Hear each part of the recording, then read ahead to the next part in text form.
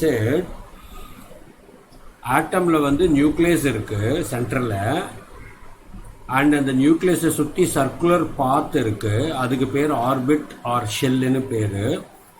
First shell, second shell, third shell, fourth ஷெல்னு வரிசையாக அதுக்கு நம்பர் கொடுத்துருக்காரு. அதுக்கப்புறம் அந்த ஷெல்லுக்கு எல்லாத்துக்கும் லெட்டர் கொடுத்துருக்காரு. K shell, L shell, M shell, N shell and so on, இந்த மாதிரி கொடுத்துருக்காரு அவர். அண்ட் இந்த ஷெல்லினுடைய பாத், இந்த வழி வந்து ஃபிக்ஸடு, இந்த பாத் வந்து மாறாது. அதுதான் அந்த இடத்துல ஸ்டேஷ்னரின்ற வேர்டு யூஸ் பண்ணியிருக்கோம் ஃபஸ்ட்டு பாயிண்ட்டு. அப்புறம் அந்த ஷெல்லினுடைய எனர்ஜி லெவல் வந்து மாறாது, அந்த எனர்ஜி வந்து அப்படியே இருக்கும். அண்ட் அந்த எனர்ஜிக்கு வந்து அவர் ஒரு ஃபார்முலா டிரைவ் பண்ணி கொடுத்தாரு.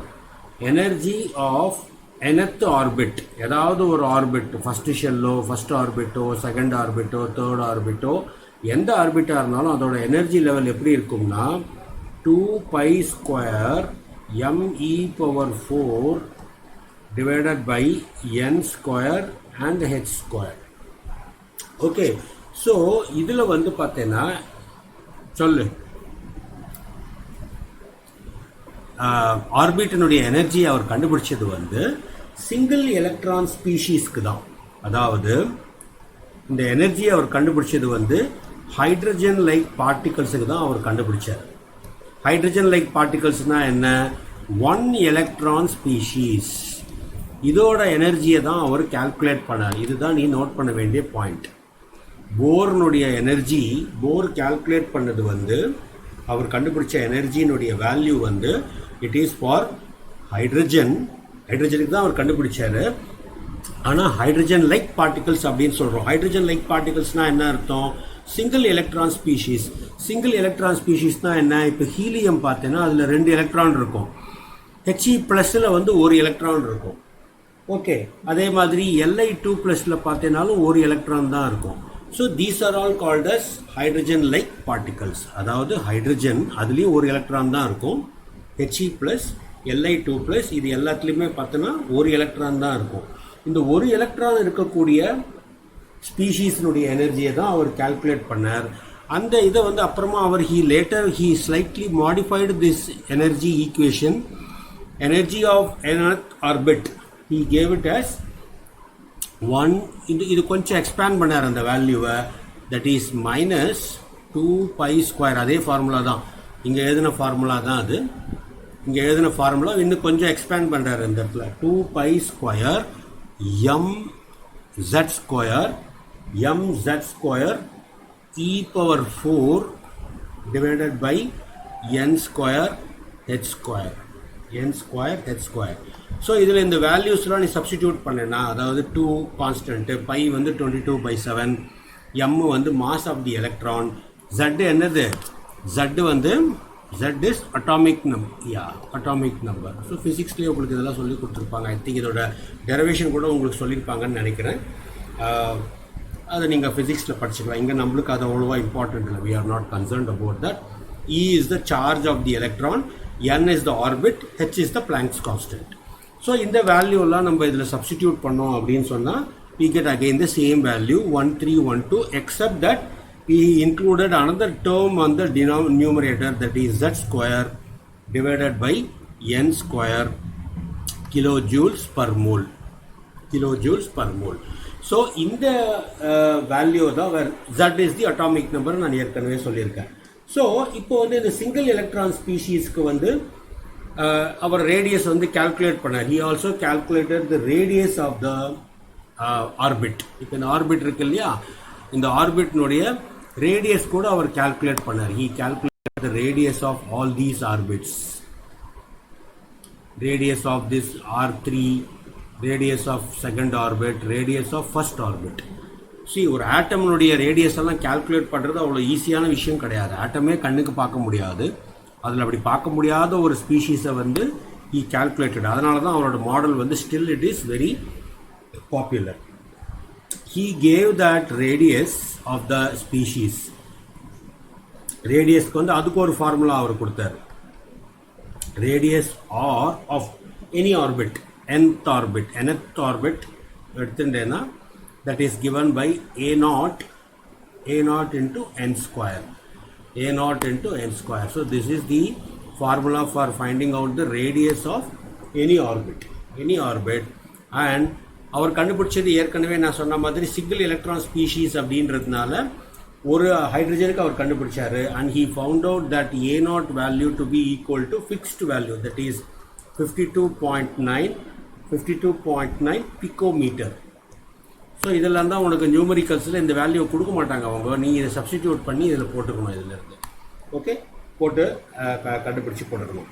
This is called as the Bohr's radius.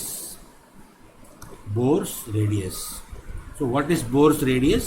52.9 picometer, which is a constant value multiplied by any orbit. First orbit இருந்தா என்ன வரும், இதே வேல்யூ தான் வரும்.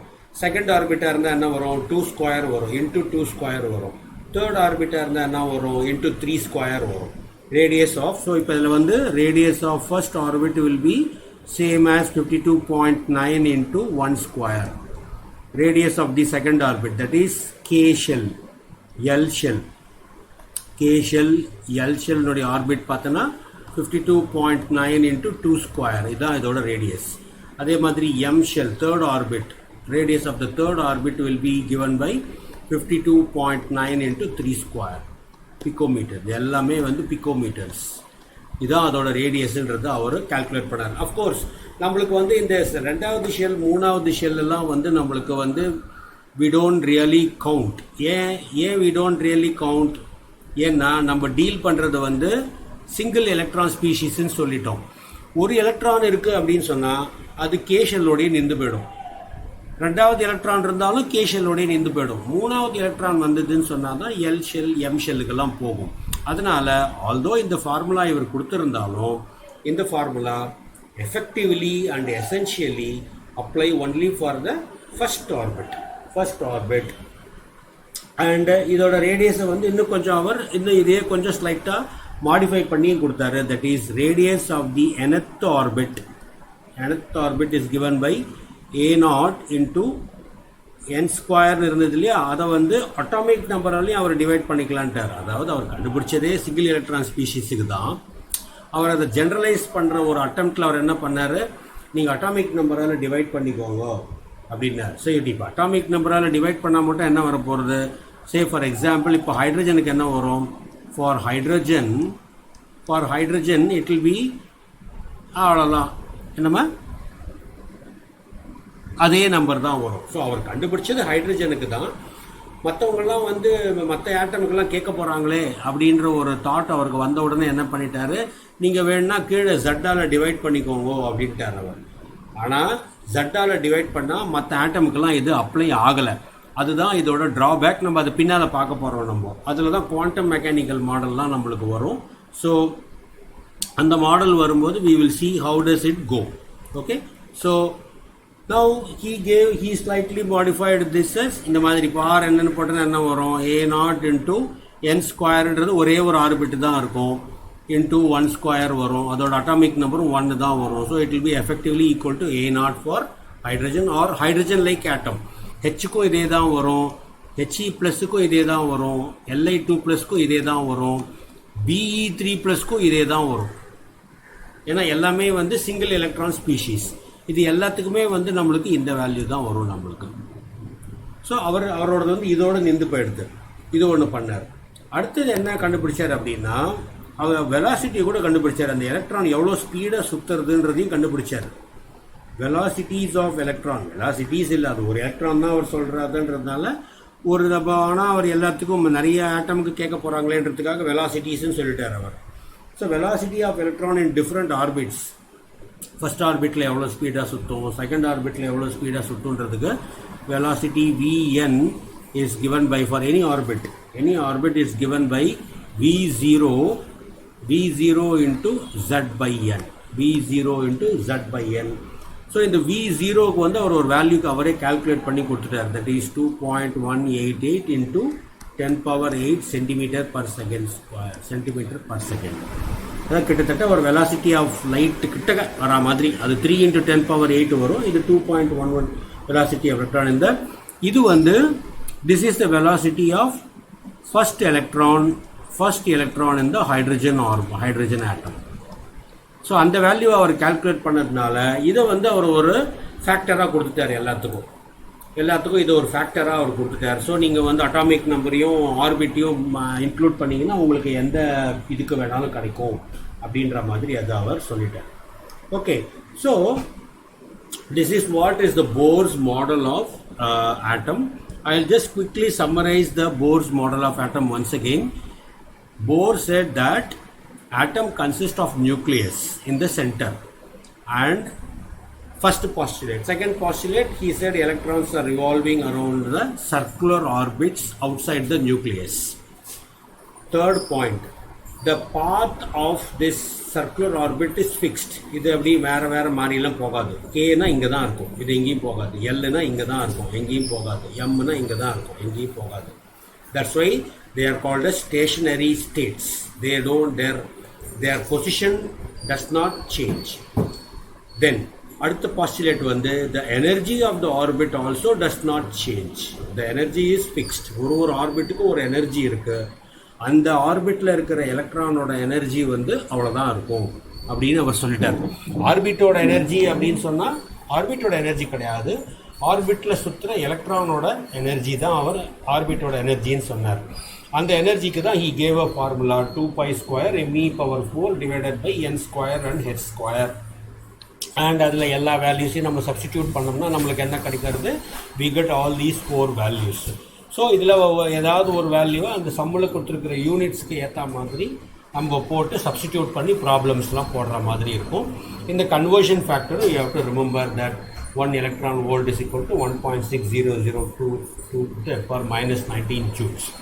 அது அடுத்த பாஸ்டுலேட் வந்து அவர் கண்டுபிடிச்சது எல்லாமே வந்து சிங்கிள் எலக்ட்ரான் ஸ்பீஷீஸுக்கு உண்டான வேல்யூஸ் தான் அவர் கண்டுபிடிச்சார். அதாவது ஹைட்ரஜன் லைக் பார்ட்டிகல்ஸ் அப்படின்னு சொல்லுவாங்க. அதை ஹைட்ரஜன் லைக் பார்ட்டிகல்ஸ்னால் சிங்கிள் எலக்ட்ரான் ஸ்பீஷீஸ், அது ஹைட்ரஜன் ஃபஸ்ட்டு. அடுத்தது ஹீலியம் ப்ளஸ் He+, அதுக்கப்புறம் Li2+ or B3+ and so on. But நம்ம பெரிய ஆட்டமுக்கெல்லாம் போக முடியாது, ஏன்னா அவ்வளோ எலக்ட்ரான் அதுலேருந்து வெளியில் எடுக்க முடியாது. பெரிலியம்லேருந்தெல்லாம் 3 எலக்ட்ரான்லாம் வெளியில் எடுக்கவே முடியாது, வெரி டிஃபிகல்ட். பிகாஸ் அதில் இருக்கிறதே 4 எலக்ட்ரான் தான் அந்த இடத்துல. அதுக்கப்புறம் என்ன பண்ணார், அந்த எனர்ஜி டேர்மை வந்து ஸ்லைட்டாக மாடிஃபை பண்ணி இவர் என்ன சொன்னார், he introduced the atomic number term. ஏன்னா மற்றவங்கெல்லாம் வந்து நீ இந்த ஹைட்ரஜனுக்கு மட்டும்தான் கண்டுபிடிச்சி அப்போ என்ன யூஸு, மொத்தம் 110 எலமெண்ட் இருக்குது பீரியாடிக் டேபிளில், அதுக்கெல்லாம் அந்த எலமெண்ட்டோட ஆட்டமுக்கெல்லாம் இந்த மாடல் அப்ளை ஆகாதா அப்படின்னு கேட்டபோது அவர் என்ன பண்ணார், ஒரு டெஸ்பரேட் அட்டம்ப்டில் அட்டாமிக் நம்பர் ஃபேக்டரை வந்து அந்த ஈக்குவேஷனில் இன்ட்ரடியூஸ் பண்ணி நீங்கள் இந்த அட்டாமிக் நம்பர் போட்டுட்டீங்கன்னா உங்களுக்கு வரும்ன்ற மாதிரி சொன்னார். பட் அது ஆல்மோஸ்ட் வந்தது, பட் எக்ஸாக்டாக வரல, நிறைய சேஞ்சஸ்லாம் அப்புறமா அதில் வந்தது. அது நம்ம அப்புறமா பார்க்க போகிறோம். So he gave this value, but அதுலேயே என்ன அதே ஃபார்முலா தான் இங்கே பார்த்தீங்கன்னாலும் இதுவும் ஒரே வேல்யூ தான், எக்ஸப்ட் தட் இந்த இடத்துல அவர் அட்டாமிக் நம்பரால் நீங்கள் மல்டிப்ளை பண்ணிக்கோங்கன்ட்டார், அவ்வளோதான். ஸோ அது மாடிஃபைடு எனர்ஜி லெவல் கொடுக்குது. அதுக்கப்புறம் அடுத்த பாஸ்டுலேட் வந்து he also calculated the radius of the first orbit, that is ஹைட்ரஜனில் இருக்கிற ஃபர்ஸ்ட் ஆர்பிட்டை அவர் கால்குலேட் பண்ணார். ஸோ ரேடியஸ் ஆஃப் த ஆர்என்னு சொன்னார். பட் எஃபெக்டிவ்லி ஒரு எலக்ட்ரான் இருக்குன்னு நான் சொன்ன மாதிரி ஃபஸ்ட்டு ஷெல்லுக்கு மட்டும்தான் அது அப்ளை ஆக போகிறது. therefore Rn is given by A0 into n², where A0 is 52.9 picometerன்றது அவர் கால்குலேட் பண்ணார். அதுதான் அவருடைய ஸ்பெஷாலிட்டி. அந்த 52.9 கால்குலேட் பண்ணதே பெரிய விஷயம்தான். ஒரு எலக்ட்ரான் ஸ்பீஷீஸுக்கு கண்டுபிடிச்சா கூட வந்து it is a grade one. அதனால தான் இன்னும் நம்ம அது படிச்சுட்டு இருக்கோம் நம்ம அந்த அவரோட தியரியை. ஸோ அவர் சொன்னார், நீங்கள் K shell, L shell, M shell எதுக்கு வேணாலும் நீங்கள் இதை போட்டுட்டீங்கன்னா அந்த வேல்யூ சப்ஸ்டிடியூட் பண்ணிங்கன்னா போகலான்றது. பட் நம்ம ஜென்ரலாக அதை நம்ம போட்டுக்க மாட்டோம், பிகாஸ் அது ஒர்க் அவுட் ஆகலை. ஏன்னா பின்னால் நம்ம ஆர்பிட்டல் கான்செப்ட்லாம் பார்க்க போகிறோம். ஆர்பிட்டல் கான்செப்ட்லாம் பார்த்தோம்னா அதில் வந்து இதெல்லாம் ரொம்ப வராது உனக்கு. So that is the radius that he found out. And அதுக்கும் வந்து அவர் என்ன பண்ணார், கொஞ்சம் மாடிஃபை பண்ணி அட்டாமிக் நம்பர் கான்செப்டை உள்ளுக்குள்ளே கொடுத்துட்டார். That is therefore Rn is given by A0 into n²/z. Atomic நம்பரால் டிவைட் பண்ணிக்கோங்கன்ட்டார். ஸோ ஹைட்ரஜனுக்கு வந்து அப்படியே வந்துடும், 1ஆல் டிவைட் பண்ணால் வந்துடும். மற்றதுக்கெல்லாம் நம்ம போட்டால் வராது. 2, 3 இது அட்டாமிக் நம்பர் இருக்கிற எலிமெண்ட்டுக்கெல்லாம் போட்டால் வரும். பட் அது later on it was found to be slightly different value. இவர் கொடுத்துருக்கிற வேல்யூலேருந்து போடும்போது கொஞ்சம் டிஃப்ரெண்ட்டாக வந்தது அந்த வேல்யூஸ். அதனால் இவருடைய ட்ராபேக் வந்து நம்ம அப்புறமா அதில் பார்ப்போம். அதுக்கப்புறமா he also calculated the velocity of the electron Vn, that is the electron velocity of the electron in nth orbit, any orbit, first orbit, second orbit, third orbit, எதுவாக இருந்தாலும் that is given by the formula V0 into Z by n, where V0 is the velocity of the first electron, that is one electron in the hydrogen atom, which is equal to 2.188 into 10 power 8 centimeter per second. கிட்டத்தட்ட லைட்டோட velocity லெவலுக்கு அது வந்துடுறது. இப்போ நம்ம இந்த energy லெவலை வந்து நம்ம நெகட்டிவ்னு முன்னால் பார்த்தோம். எனர்ஜி லெவல் வந்து நெகட்டிவ்னு பார்த்தோம். why it is negative? let us see that concept. So question என்ன உனக்கு இதில், you will have a question here. why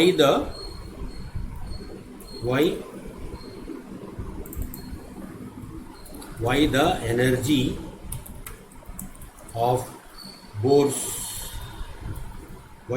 of Bohr's model is negative?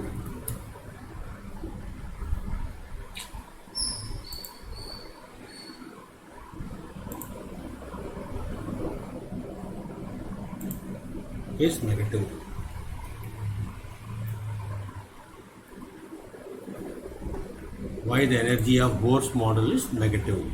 Because we will see that now if you look at the structure of the Bohr's model, எப்படி இருக்காது, இந்த இடத்துல nucleus இருக்குன்னு சொன்னேன். அப்புறம் you have the first shell, second shell, third shell, இப்படிலாம் இருக்கு, fourth shell and so on. So this is n equal to 1 first shell, K shell. இது n equal to 2 second shell, L shell. இது n equal to 3 M shell. இது n equal to 4 N shell and so on. இந்த மாதிரி இருக்கு.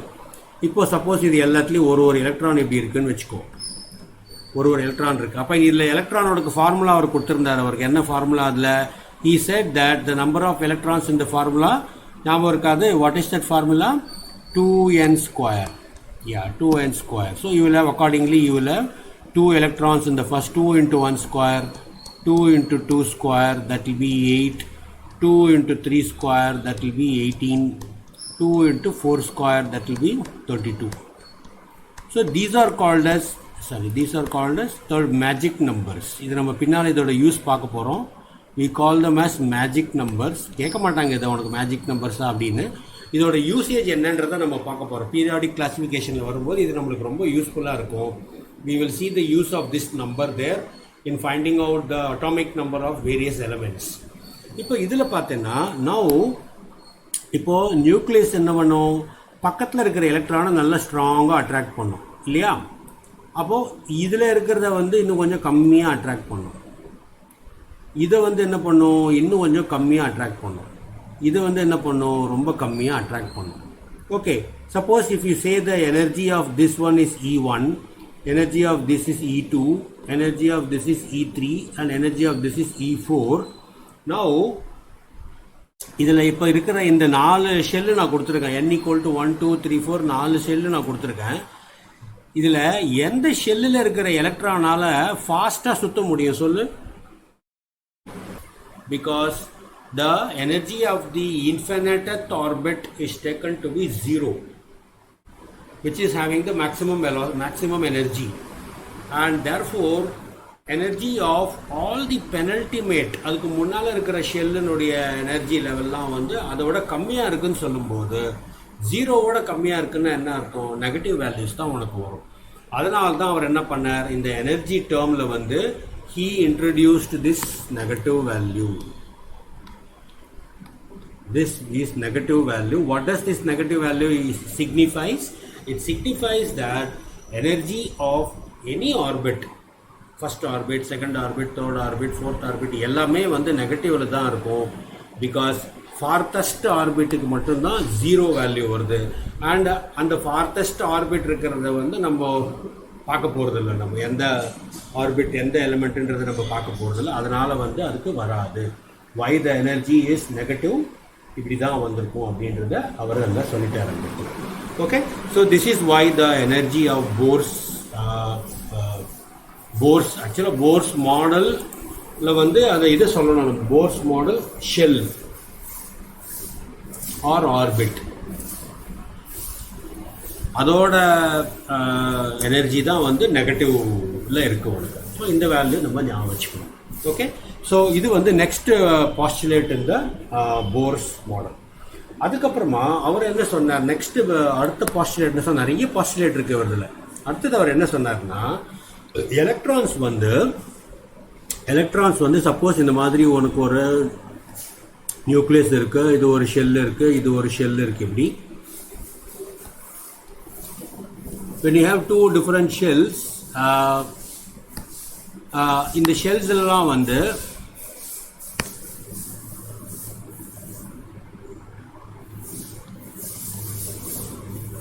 you will have a shell like this.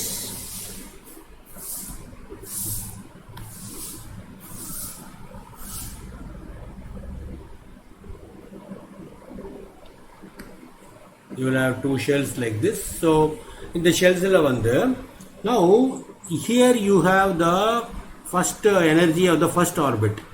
இங்க வந்து energy of the second orbit இங்க இருக்கும். Suppose நம்ம வந்து இங்க ஒரு எலக்ட்ரான் இருக்குன்னு வச்சுக்கோ, ஃபர்ஸ்ட் ஷெல்லில் ஒரு எலக்ட்ரான் இருக்கு. இப்போ இந்த எலக்ட்ரானுக்கு நம்ம ஏதாவது ஒரு எனர்ஜி கொடுக்குறோம்னு வச்சுக்கோ. when you give energy, E is equal to h nu, E is equal to h nu, ஏதாவது ஒரு ரேடியேஷன் கொடுக்குறோம், ஹீட் பண்ணுறோம், இல்லை ஒரு எனர்ஜி கொடுக்குறோம், நம்ம ஒரு வேவ் மாதிரி ஏதாவது ஒரு எனர்ஜி கொடுத்தா என்ன ஆகும்னா, போர் என்ன சொன்னார்னா, எலக்ட்ரான்ஸ் வந்து தே jump and they don't move. ரெண்டுத்துக்கு டிஃபரன்ஸ் இருக்கு. They don't move, but they jump from one orbit to another orbit. They jump from one orbit to another orbit, but they don't move from one orbit. So இங்க என்ன ஆகும்னா, இங்க இருக்கிற electron வந்து என்ன ஆகும், இந்த இடத்துக்கு ஜம்ப் ஆகும். It will go to the next லெவலுக்கு போகும் அது. ஸோ the எலக்ட்ரான் இங்க இருக்கிறது இங்க போகும். அப்போ இந்த எலக்ட்ரானுக்கு பேரு, இந்த இடத்துல the electron is said to be excited electron. ஏன், எப்போ நம்ம எக்ஸைட் ஆகும், நிறைய எனர்ஜி இருக்கும்போது எக்ஸைட் ஆகும். ரொம்ப சந்தோஷமா இருக்கும்போதோ இல்லை ஏதாவது ஒரு ஹாப்பி நியூஸ் இருக்கும்போது we get excited. That means we have more energy. So நம்ம வந்து ஒரு எலக்ட்ரானுக்கு வந்து நம்ம எனர்ஜி கொடுக்கும்போது, ஒரு ஆட்டமுக்கு வந்து எனர்ஜி கொடுக்கும்போது, அந்த ஆட்டமில் இருக்கிற எலக்ட்ரான் அந்த எனர்ஜியை வாங்கிட்டு அது இருக்கிற லெவலை விட்டு கொஞ்சம் மேலே போகும், மேல் லெவலுக்கு போகும். It can also go to another level also. இங்கேருந்து இதுக்கு கூட வரலாம், அது எந்த லெவலுக்கு வேணாலும் போகலாம். பட் அப்படி போனதுக்கு அப்புறமா இப்போ நீயே எக்ஸைட் ஆகிறன்னு வச்சுக்கோ. உங்கள் யூஎஸ்லேருந்து உங்கள் மாமா வந்திருக்காரு, ஏதோ நிறைய கிஃப்ட் எல்லாம் உனக்கு வாங்கிட்டு வந்திருக்காரு, நீ ரொம்ப எக்ஸைட் ஆகிற. எவ்வளோ நேரம் எக்ஸைட்டடாக இருப்பேன், அந்த கிஃப்ட் எல்லாம் பார்த்து முடிச்சு பேசி ஈஸி பண்ணுற வரைக்கும் எக்ஸைட்டடாக இருப்பேன். ஒரு 2 hours 3 hours 4 hours எக்ஸைட்டடாக இருப்பேன். அப்புறம் நீ என்ன பண்ணுவேன், நார்மல் ஆகிடுவேன். அதே மாதிரி தான் எலக்ட்ரான் வந்து ஃபஸ்ட்டு எக்ஸைட் ஆகும் எனர்ஜி வந்த உடனே. அதுக்கப்புறம் என்ன ஆகும், எக்ஸைட்டட் லெவல்லேருந்து திருப்பி it will come down to this level is called as the ground ஸ்டேட்னு பேர் இருக்கு. கிரவுண்ட் ஸ்டேட்னா என்ன, அதான் அதோட நேட்டிவ் ஸ்டேட். அங்கே தான் இருந்தது. அது எனர்ஜி வந்த உடனே கொஞ்சம் எக்ஸைட் ஆகி மேலே போச்சு. பட் திருப்பி மேலே போன எலக்ட்ரான் வந்து மேலேயே இருக்க முடியாது ரொம்ப நேரத்துக்கு. கொஞ்சம் நேரம் கழிச்சு அந்த எக்ஸைட்மெண்ட்லாம் போனதுக்கப்புறமா திருப்பி அது கிரவுண்ட் ஸ்டேட்டுக்கு வந்துடும். அப்படி கிரவுண்ட் ஸ்டேட்டுக்கு வரும்போது அது என்ன பண்ணும், எர்த்துன்ற எனர்ஜியை வந்து அது ரிலீஸ் பண்ணும். அது when it comes down, when this electron comes down to the ground state, when this electron comes down to the ground state, it will emit the energy. எவ்வளோ எனர்ஜியை எடுத்துட்டதோ it will emit the absorbed energy. அது ஏற்கனவே absorb பண்ண எனர்ஜியை emit பண்ணும். எப்படி emit பண்ணும்னா, it will emit in the visible light regionல அது எமிட் பண்ணும். எவ்வளோ வேணாலும் அதை எனர்ஜி அப்சார்ப் பண்ணிட்டு இருந்திருக்கலாம். இந்த இடத்துல கொடுக்கும்போது இங்கே போயிட்டு திரும்பி வரும்போது அது என்ன போர் என்ன சொல்கிறார், நீங்கள் ஒரு ஆட்டமுக்கு எனர்ஜி கொடுத்தீங்கன்னா அந்த ஆட்டமில் இருக்கிற எலக்ட்ரான் அந்த எனர்ஜியை அப்சார்ப் பண்ணிக்கும். அப்போ அது கிரவுண்ட் ஸ்டேட்லேருந்து எக்ஸைட்டட் ஸ்டேட்டுக்கு போகும். எக்ஸைட்டட் ஸ்டேட்டுக்கு போன எலக்ட்ரான் வந்து திரும்பி அங்கேயே ரொம்ப நேரம் இருக்காது, கொஞ்சம் நேரம் கழிச்சு அது கிரவுண்ட் ஸ்டேட்டுக்கு வரும். அப்படி திரும்பி வரும்போது அது இங்கேருந்து எவ்வளோ எனர்ஜியை எடுத்துட்டதோ அதுக்கு ஈக்குவலண்ட்டான எனர்ஜியை அது ரிலீஸ் பண்ணிடும், இது எமிட் பண்ணிடும். அது நம்மளுக்கு எப்படி தெரியும் அப்படின்னா, அந்த எனர்ஜி வந்து நம்ம கண்ணுக்கு தெரிகிற ஃபார்மில் லைட்டாக நம்மளுக்கு தெரியும், லைட் எனர்ஜியாக நம்மளுக்கு தெரியும். அதனால தான் நம்மளுக்கு வந்து we see that